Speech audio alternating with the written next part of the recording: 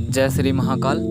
सभी साधकों का इंतज़ार ख़त्म होता है। अफ़रा साधना भाग 2 पर हम आते हैं। इस महत्वपूर्ण जानकारी को अगर आपने आज मिस किया तो आप शायद वो जान नहीं पाएंगे जो आप काफ़ी दिनों से, सालों से आप जानने की कोशिश कर रहे हैं। जो आज यह जानकारी है ये हमारी खुद की प्रैक्टिकली है, एक्सपीरियंस है, ये औरों से लिया हुआ, हमसे लिया हुआ प्रैक्टिकली है, ये पूछा हुआ है, प्रैक्टिकली है ये। ठीक है जी, इस वीडियो को मिस मत करना। वैसे से थोड़ा लंबा हो जाएगा लेकिन आपको एक ऐसी महत्वपूर्ण जानकारी मिलेगी जो आपको हर कोई नहीं बताएगा। वीडियो तो लाखों मिलेंगे आपको यूट्यूब पर लेकिन ये वीडियो जो उसमें सही जानकारी देगा वो आपको एक ही मिलेगा। पहले विषय में हमने जाना था कि अफ़रा पहली बार जब साधक साधना करता है तो उसको दर्शन नहीं होते हैं, उसको अनुभव हो जाते हैं। ठीक है, अब ये उससे ही टॉपिक जुड़ा हुआ है।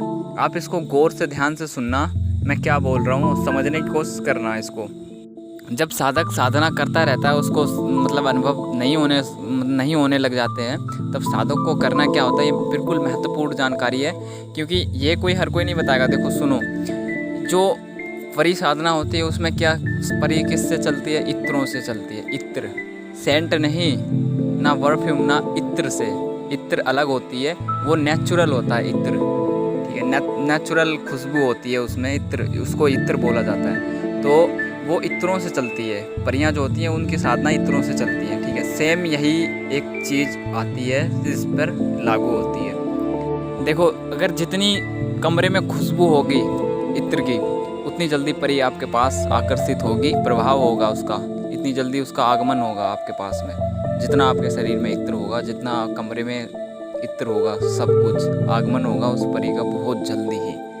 आपको पता नहीं है कि जो परी साधना होती है वो इत्रों पे चलती है। इत्र पे वो निर्भर करती है कि हाँ, इत्र जहाँ पर खुशबू पाएगी वहीं पर उसका आगमन होगा। परियों का ये है और सेम यही आता है अफ़राओं पर। ठीक है जी, लोग कहते हैं कि अफ़राओं में सुगंध वगैरह थोड़ी बहुत दी जाती है लेकिन ऐसा नहीं है। जब हमने उनसे पूछा कि परियां मतलब ऐसे इत्रों पे चलती हैं तो इसका क्या रीज़न है मतलब, तो उन्होंने फिर हमें जवाब दिया ऐसे कि देखो, बात यहाँ पर आती है कि जितना कमरे को आप सुगंधित करोगे, जितना एकदम पूरा वातावरण चेंज होना चाहिए उस कमरे में जिसमें आप साधना करते हो, मेन बात यहाँ पर आती है, इत्र पे आती है।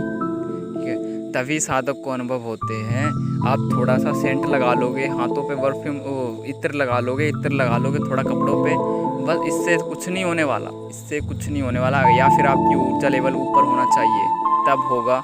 अगर आप बगैर ऊर्जा लेवल के आप साधना करते हो और कुछ भी नहीं, अनुभव वगैरह नहीं होते हैं, तो आपको करना क्या होगा, अब मैं प्रैक्टिकली बता रहा हूँ। उन्होंने जवाब दिया मुझे ऐसा।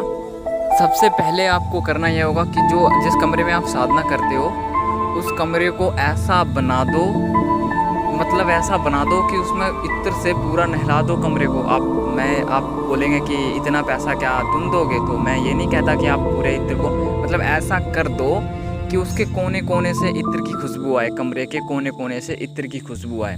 जब भी आप कमरे में घुसें तो आपको इत्र की ही महसूस हो, इत्र ही आपको मतलब दिखे कि हाँ, इत्र बहुत ज़्यादा है इस कमरे में। ठीक है, इतना इत्र, मतलब उसमें इतना इत्र लगा दो कि उस कमरे की खुशबू बाहर तक आ जाए, दूसरे कमरे तक भी आपका पहुंच जाए, नीचे तक पहुंच जाए। अगर आप ऊपर साधना करते हो, ठीक है, नीचे तक पहुंच जाए। और फिर मेन बात ये आती है, जितना उस कमरे में इत्र होगा उतनी ही जल्दी आपको अनुभव होंगे। और सबसे बड़ी बात आपको मैं ये बता दूं कि आप अपने शरीर पर, कपड़ों पे इत्र नहीं मतलब लगाया जाता है, और कम लगाया जाता है, शरीर पे अपने इत्र लगाना होता है। ठीक है, शरीर पे, यहाँ पर गर्दन के पास में, बाजुओं पर, ठीक है, और थोड़ा मतलब ये चेस्ट के पास में। ठीक है, तो ये इत्र मतलब शरीर में इत्र लगाने से क्या होता है ये भी मैं आपको बताता हूँ इसका रीज़न। अगर आप सेंट लगाओगे तो उसकी खुशबू ज़्यादा देर मतलब समय तक नहीं रहेगी। जो इत्र लगाओगे शरीर पर अपने, तो उसकी खुशबू हमेशा रहती है।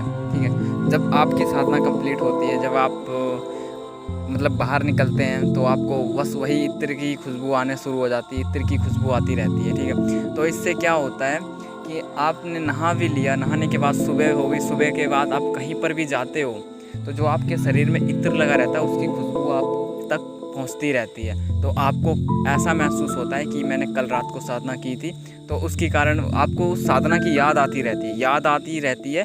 और फिर याद आने से क्या होता है कि आपका उस मतलब मन उस साधना पे लगा रहता है। ठीक है, मेन बात इत्र की आती है यहाँ पर। अगर आप समझ रहे होंगे तो समझ जाएंगे। ठीक है, लोग क्यों कहते हैं कि साधना में इत्र बहुत ज़रूरी होता है, अप्सरा साधना में इत्र लगा कर बैठना पड़ता है। इत्र इसीलिए लगाना पड़ता है, और थोड़ा बहुत इत्र नहीं चलता है इसमें। अप्सरा साधना में, परिसाधना में थोड़ा बहुत इत्र नहीं चलता है, काफ़ी ज़्यादा लग जाता है इसमें।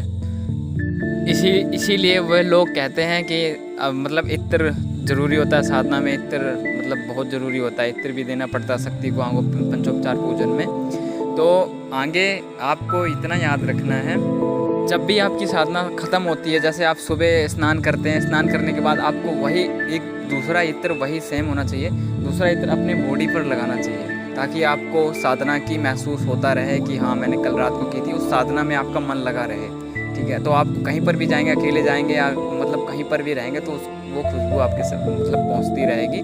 पहुँचने के बाद फिर वो आपको साधना में मन लगा रहेगा। इससे आपको मतलब थोड़ा मतलब अच्छा फील होगा कि हाँ चलो, मतलब आपकी याद आएगी उस मतलब इत्र जैसे आपके नाकों में पहुँचेगा वैसे आपको याद आएगी। ठीक है कि हाँ मैंने कल साधना की थी, और मुझे ऐसा लगता है कि अनुभव इसी इत्र की वजह से ही अनुभव होते हैं। इत्र वाले बहुत तीव्र प्रकाश से एकदम बहुत तीव्र से खुशबू आ जाती है, वातावरण चेंज हो जाता है, नीचे डाउन हो जाता है जब शक्ति आती है पास में। तो ऐसा लगता है कि इत्र ही इत्र आपके नाक तक पहुंच रहा है और ठंडापन महसूस होता है। ठीक है, तो ये होता है।